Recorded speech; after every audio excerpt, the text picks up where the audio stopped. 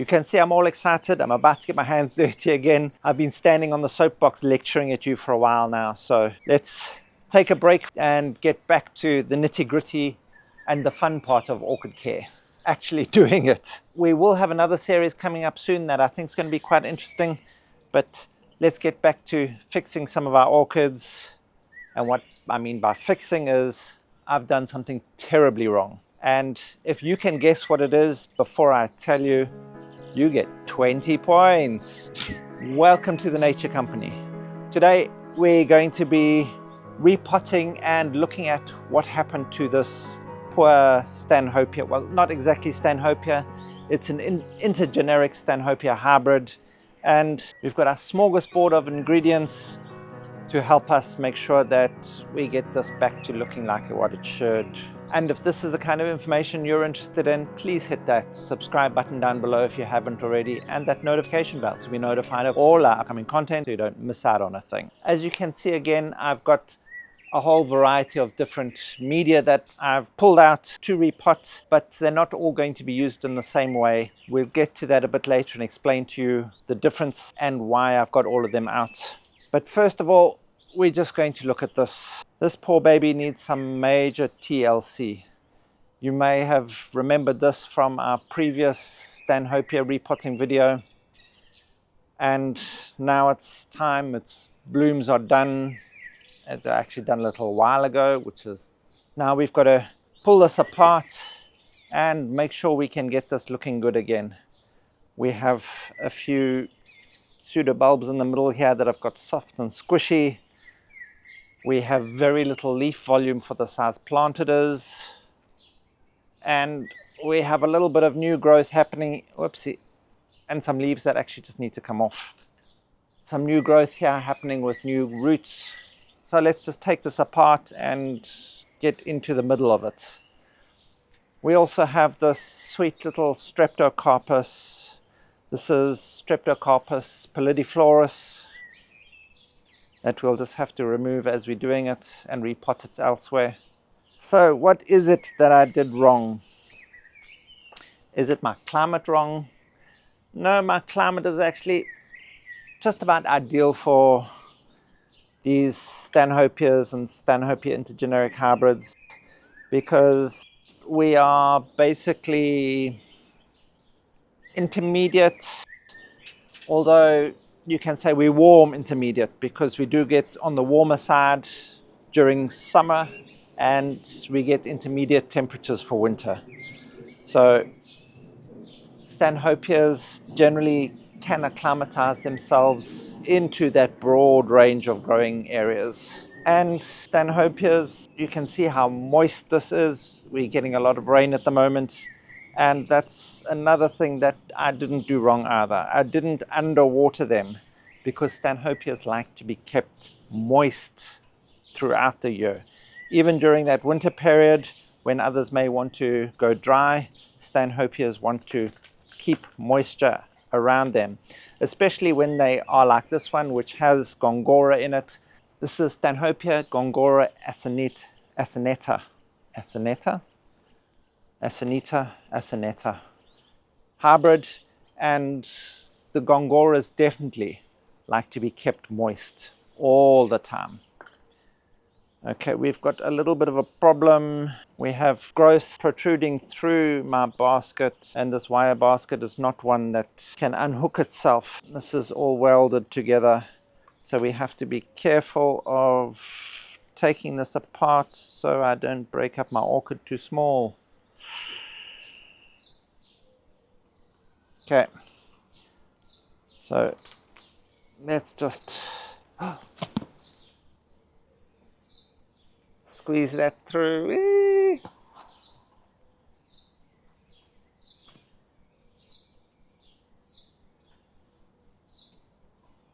Oopsie, I think I broke that.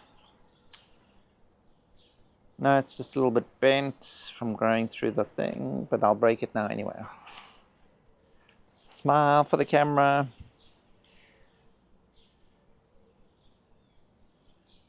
Okay.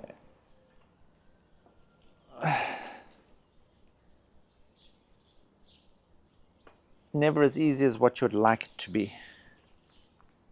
Okay, here we have the pseudobulb here that's actually gone yuck. So we can just carefully remove that off.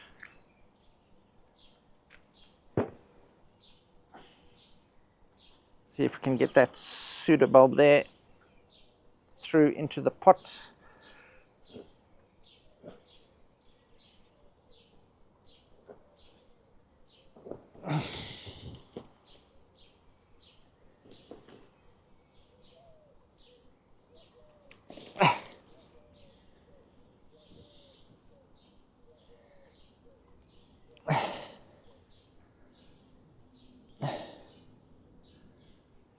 Okay.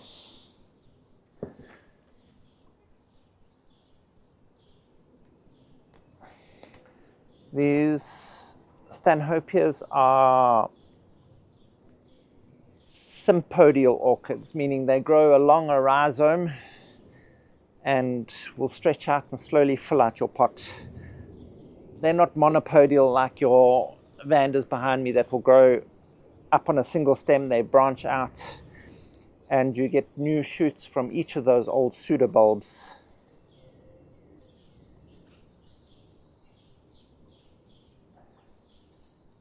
And let me go get my secateurs. Always sanitized. With these, the rhizomes are generally relatively short, so you just got to be careful when you're doing this that you're not going to cut into the pseudobulb itself, especially when you can't see what you're doing.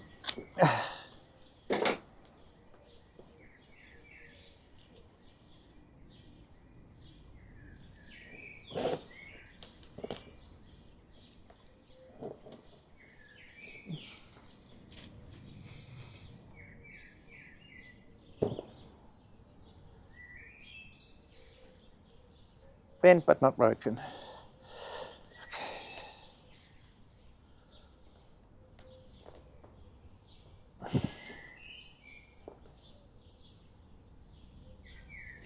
And there we go, one little piece. We'll have to clean that up and wash it off. And now this should make the rest of this a little bit easier. There we go.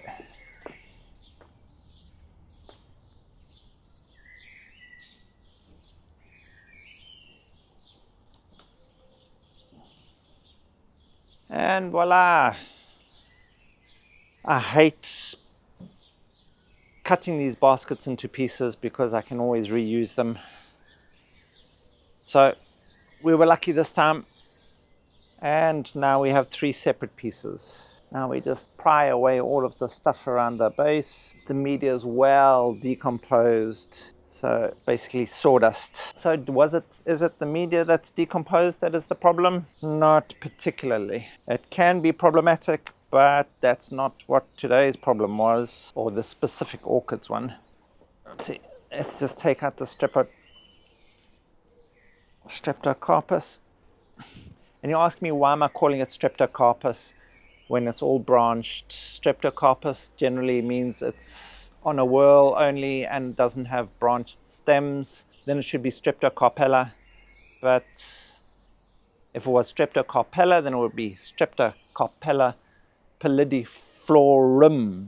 But for some reason, they didn't want to call this streptocarpella. They still wanted to keep calling it streptocarpus. So it's Streptocarpus pallidiflorus. There we go. Since it's been together, we've got all those old pseudobulbs in the middle that had separated themselves by just basically rotting away. So is it the rot of the pseudobulbs that's causing this problem? Not really. But we'll still go make sure that we remove all of them. A lot of these Stanhopea type orchids are actually quite vigorous growers. They grow quite quickly and they can overgrow and outgrow any problems that they have like this quite easily. And often these old pseudobulbs don't actually cause too much problem for the plant itself. But often it is just nice to remove it to make sure that you removing any chance of bacterial or fungal infections that may set in from those points where the pseudobulbs go all old, squishy and rotten.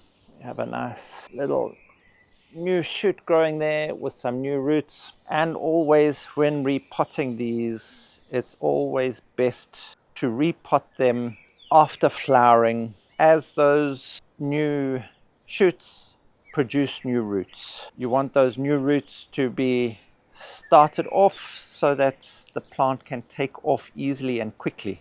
That will then allow them to start absorbing nutrients and moisture as quickly as possible.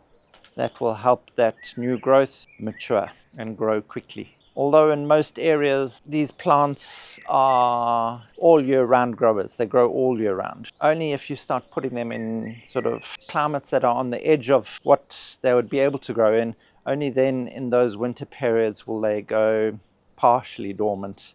They don't really go dormant as such, they just stop active growth because they're just battling to stay alive. So as I said, these grow all year round, so they need to be kept moist all year round. Don't give them a very dry spell in winter. That will cause their pseudobulbs to start wrinkling and losing turgidity, and then you'll start losing all the leaves.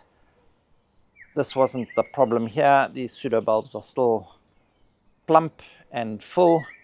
You notice they are ridged pseudobulbs, so you may be less likely to notice if they're starting to dehydrate and wrinkle. But once you get to know them, you'll be able to see the difference. So we really don't want to have that water stress on them, because then often you'll end up not getting any flowering. And they need all that good leaf volume so that they can grow well. So they can photosynthesize and produce all the energy for flowering and growth. Especially since they are such vigorous growers, they need as much leaf volume as possible. So is it because they have no real leaf volume that's the problem here? Well, it all bleeds into the same thing. The reason that this poor plant is looking like it is not because it didn't have leaf volume. The leaf volume is just the symptom, not the symptom. The loss of leaf volume is caused by what I did wrong. Okay, before I make too much more of a mess, let's just clean this up a little bit so that we can think again. So now all our little pieces, all we're going to do is just clean them up all nicely, removing any of that excess leaf sheaths and media, old parts of the roots that no longer work. These roots aren't in particularly bad shape, but I'm just actually cleaning off a lot of it. I just want the new roots to set better, and some of these old roots might not acclimatize to the new situation anyway. A lot of them were a little bit damaged or scratched or peeled off a bit of the velamen while I was pulling them apart, so we're just cleaning it up. And if it wasn't the roots that were dehydrated or rotten from overwatering, then why is my plant looking like this? There's a reason. Okay, let's just wash this off now. These Stanhopeas are quite hardy plants, and if you're looking after them nicely, they're not terribly affected by too many pests.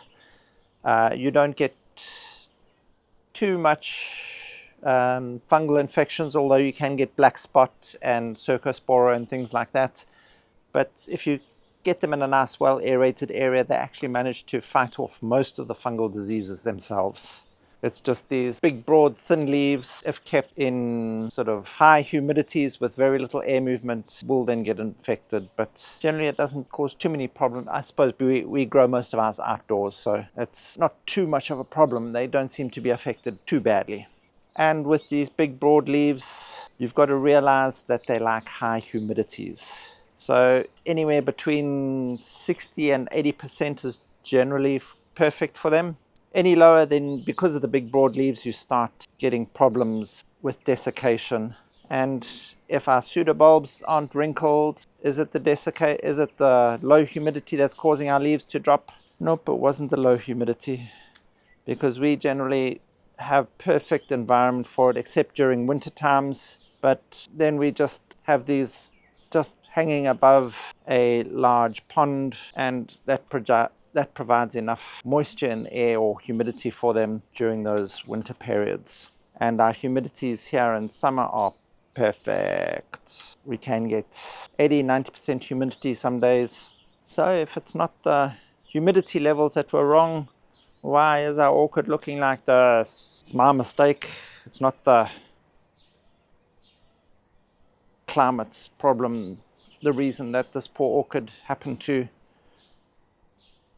be in dire need of some TLC. If it's not the climate that's wrong, it's not the humidity wrong, it's not the watering that was wrong, it's not the timing of repotting that was wrong, could it be the media? Well, we'll have a look at the different media that I've got and that I'm going to be repotting it in, and explain a little bit about the media, and we can see whether that was the problem. And indeed, it wasn't even the fact that it had outgrown the pot that was the problem, because with wire baskets like this, they can't really outgrow them. What they'll do is land up filling up all the way around the pot. And that's when they actually make the most magnificent displays. And if you don't know already, the reason that we plant these in hanging baskets is because they flower from down below. They flower from underneath. So your flower spike is going to come through the media and then pop out through the bottom of the basket. So if you've put this into a pot, you'll never see flowers, because they'll just grow straight into the pot, and there they'll be aborted because they haven't reached any sunlight or air. So these ones particularly need to be in not very deep, either hanging baskets or slatted pots, or something that's going to allow the flowers to be able to find their way out through the bottom. So generally these will flower in spring or even early summer. That still gives these plenty of time to regrow all that new shoot before winter comes around. But as I said, they are all year growers, so it's not that they're used to having to stop growth for winter. They'll usually recover during that period as well and continue growing. So just if you're in a marginal climate, you may want to get in and repot as soon as possible, just so that as the bad weather comes around, your plant has already been given some time to grow and mature and be strong enough to survive. Now we have all our little pieces. Luckily, the majority of them are at least 3 pseudobulbs. Well, there we go. Now let's get to repotting. So remember I said they find their way out through the bottom. So you don't want a hanging basket that's going to be too deep.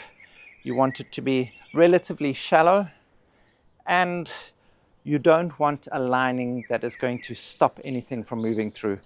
So if you've got linings that prevent water going through, know that your flower spike is not going to be able to get through it either. So you want something nice and loose. These coir liners are actually quite good because they do stretch apart. Try and make sure you're not getting those heavily pressed ones that are actually quite tough, and your flower spike won't be able to get through it. Make sure it's also thin enough. So if you do have those pressed ones, what you can do is often they'll peel off in layers, and then you can use just a single layer of that, and that will work really well. So this is a nice loose coir liner that is going to allow those flower spikes through. And now you can see all my mix of different ingredients here. I've got coir chunks, I've got sphagnum moss, I've got bark, and I've got charcoal. So do I put all of these in together? No, not particularly. The reason I'll either use the coir chunks or the sphagnum moss is to ensure that they hold that moisture and humidity around the plant for longer than just pure bark would allow. Just bark and charcoal would drain through too quickly and not keep enough moisture around for these orchids. They like to be kept moist throughout the year and at all times. They don't want to dry out completely. So we just use these additives to help hold moisture. So there, it's not really the fact that the mix was wrong for those orchids that was causing them to look like that either. As long as your media holds moisture long enough with good drainage, they're going to survive well. So we've even heard stories of people planting them in pure cow dung and them growing like a dream. So it's not the media that they're in that is often the problem. So if it's not the media, it's not the climate, it's not the watering, it's possibly the feeding. Was the feeding wrong? Well, with Stanhopeas, you can feed them depending on your climate throughout the year. Of course, during those winter months, you want to slow down the amount of food that you give them, because the speed of their growth is slower as your weather cools, but doesn't mean they're going to stop growing altogether. But during those fast growth periods from spring through summer, feed them well. You can feed them every week to make sure that they're getting enough food to keep that active growth going and allow for those big broad leaves to grow well. That way you're going to get the best flowering out of them. So feed heavy during those fast growing because they are so vigorous. And I was feeding. So it's not the food either that was the problem. What we're going to do here is do basically, I want to say 2/3, but it's not 2/3, it's 2/4. So basically half the mix is going to be bark, 1/4 is going to be charcoal, and 1/4 going to be one of the two of these. I don't need both, because then we start holding too much moisture, not allowing enough air movement. We still need that air movement and fast drainage, but just that extra moisture retention.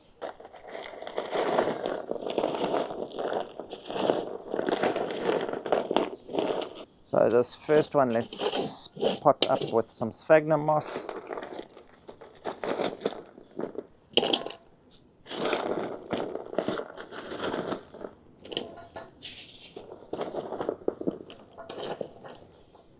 So we're basically looking at a mix like that. There we go. I'm only potting the media up to about halfway. This is going to allow me to fill up the media to where the media was previously on these pseudobulbs. So they're going to get just that little bit of coverage, and I always put my Stanhopeas in the center of the pot. This way they grow out towards the edges. What other people do is they'll place it on one side and then let that run its way through back to the center of the pot. But I often find they generally don't want to do that anyway. What they'll end up doing is they'll turn and bend back out to the side of the pot anyway. So I plant mine into the center of the pot, especially when I've got several pieces. I'll put them all in the center, trying to make sure the eyes are facing outwards towards the edge. So now at this point, you've got to really be careful when repotting.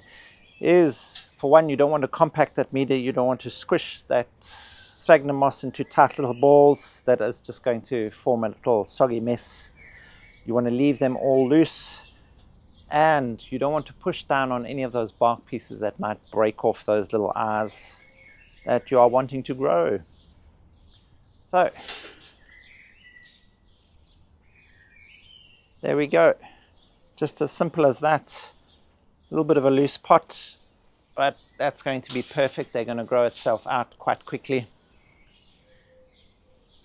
And now we're asking if it's not the type of pot and all those other things, and it's not the media.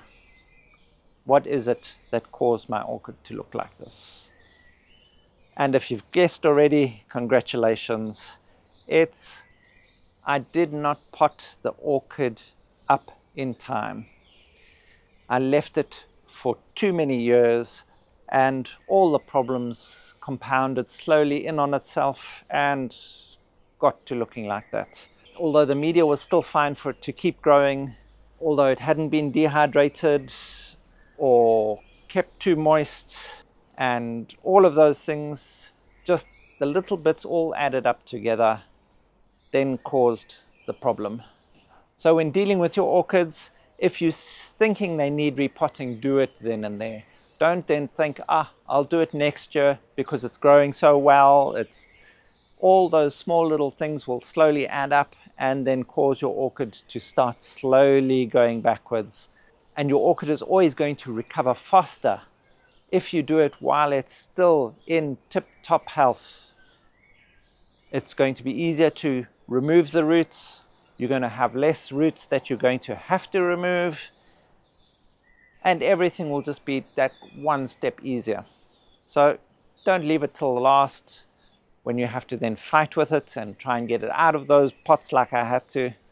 Rather, just get it done early, easy and quickly, and let it carry on. And if you are like me, console me down in the comments below. And if you're far more organized, tell me how you do it. I still can't wrap my head around it. I do it the same almost every time. So even though we know what to do, when to do it, sometimes we just don't. But let's make a pact. This will be the last time. And if you need any further information, have a look down at that Buy Me a Coffee link down below. Ed posts up a lot of orchid related content there all the time, and there's a lot available for everyone to view. There is some members only gated content too, so don't be shy. Sign up, become a member, and grow like a pro. And thank you for watching. If you found any of this information helpful, please hit that like button, hit that subscribe button down below, and that notification bell, bing bong, to be notified of all our upcoming content so you don't miss out on a thing. Help us grow as we help your orchids grow.